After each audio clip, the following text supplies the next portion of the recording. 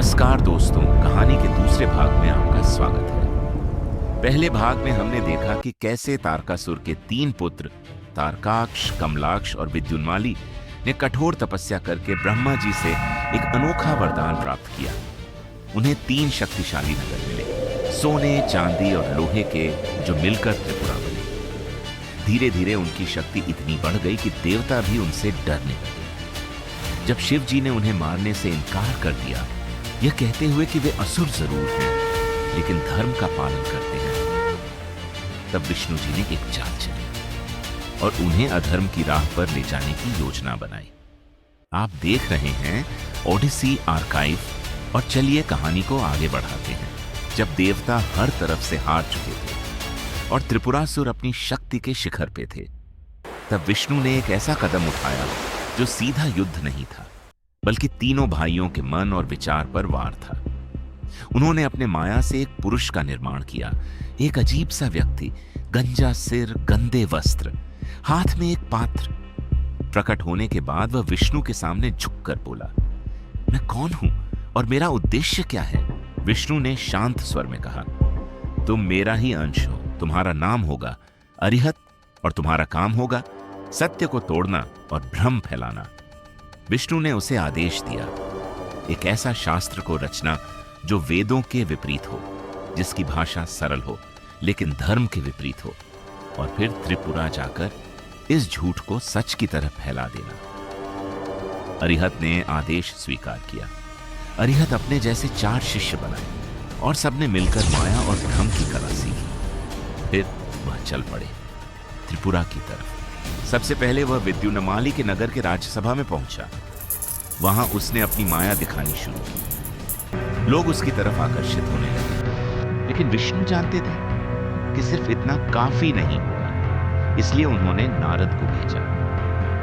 नारद, जो देवताओं के संदेशक थे, वह अरिहत के पास गए और उसकी योजना में शामिल हुए। नारद ने खुद को उस नए धर्म में दीक्षित किया और राजसभा में कहा, ये राजन एक महान तपस्वी आया है। मैं उसकी शिक्षा से प्रभावित होकर उसका शिष्य बन गया। विद्युन्माली ने सोचा, अगर नारद जैसे महान अराशी ने इसके धर्म को अपना लिया है तो इसमें कुछ तो विशेष होगा।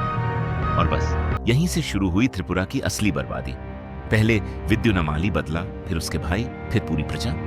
धीरे धीरे करके वेदों का पालन रुक गया। दान, धर्म, पवित्रता सब कम होने लगा। और अरिहत, वह अपने शब्दों से विष घोल रहा था। उसने लोगों को बताया कि दान बेकार है।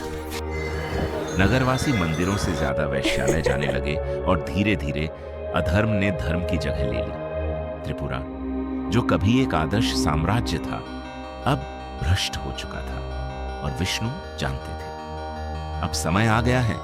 जब त्रिपुरासुर पूरी तरह अधर्म में डूब चुका था, तब सभी देवता कैलाश पर्वत पहुंचे। उन्होंने महादेव से प्रार्थना की, हे महादेव, अब समय आ गया है, त्रिपुरा का विनाश करिए। महादेव ने अपने दिव्य दृष्टि से देखा और शांत स्वर में कहा, ठीक है, मैं उन नगरों का विनाश करूंगा, लेकिन मुझे चाहिए एक दिव्य रथ, एक सारथी और एक धनुष बाण। तब विश्वकर्मा ने एक अद्भुत दिव्य रथ का निर्माण किया। सूर्य और चंद्र बने उसके पहिए, 6 रथ बने उसके पहियों के सहारे, 4 वेद बने उसके घोड़े, बादल बने उसके ध्वज, ब्रह्मा बने सारथी, मेरु पर्वत बना धनुष, विष्णु बने बाण और अग्नि बना उसका अग्रभाग। सभी देवताओं ने वह रथ महादेव को अर्पित किया। महादेव उस पर आरूढ़ हुए, लेकिन उन्होंने कहा, असुरों का विनाश तभी संभव है जब तुम सब पशु रूप धारण करो और मैं बनूं उनका स्वामी। देवताओं ने आज्ञा मानी और महादेव बने पशुपति। फिर पूरी सेना त्रिपुरा की तरफ बढ़ी। आगे देवता, पीछे शिवगण और बीच में महादेव अपने दिव्य रथ पर। महादेव रुक गए और इंतजार करने लगे, तीनों नगरों के एक संरेखण में आने का। और फिर वह क्षण आया। महादेव ने धनुष खींचा और विष्णु और अग्नि से बना बाण छोड़ दिया। एक ही प्रहार में त्रिपुरा के तीनों नगर भस्म हो गए। तारकाक्ष, कमलाक्ष, विद्युन्माली, सब कुछ समाप्त हो गया, ना कोई अवशेष बचा। और इसी के साथ त्रिपुरा का अंत हो गया।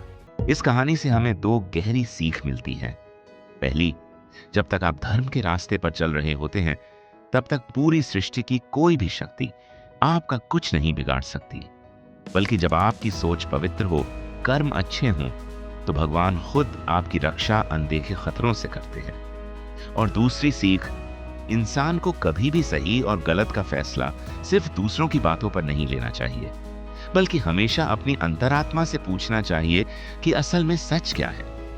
क्योंकि कई बार बहुत ज्ञानी और प्रभावशाली लोग भी गलत राह दिखा सकते हैं। मुझे ये बताते हुए खुशी होती है कि मेरे शहर भुवनेश्वर में हर साल मनाई जाने वाली रुकुना रथ यात्रा एक अनोखी परंपरा है, जहां शहर के लिंगराज मंदिर से प्रभु लिंगराज रुकुना रथ पर सवार होकर रामेश्वर मंदिर तक बिना मुड़े जाते हैं। और वापस आते समय भी रथ को मोड़ा नहीं जाता, बल्कि पीछे से खींचकर मंदिर तक लाया जाता है। कहा जाता है कि इस परंपरा की शुरुआत तब हुई थी जब श्री राम ने रावण को हराने से पहले एकाम्र क्षेत्र, जो आज का भुवनेश्वर है, में शिव जी और देवी पार्वती का आशीर्वाद लिया। और विजय के बाद अशोकाष्टमी के दिन भगवान शिव और शक्ति की रथ यात्रा निकालकर इस जीत का उत्सव मनाया। और मान्यता यह भी है कि यही वही रुकुना रथ है जिसकी सहायता से शिव जी ने त्रिपुरासुर को हराया था। अगर आपको यह वीडियो पसंद आया हो तो कृपया हमारे चैनल द ओडिसी आर्काइव को लाइक और सब्सक्राइब करें। इससे YouTube के एल्गोरिदम को यह कंटेंट आप जैसे और भी रुचि रखने वाले और जिज्ञासु दर्शकों तक पहुंचाने में मदद मिलती है।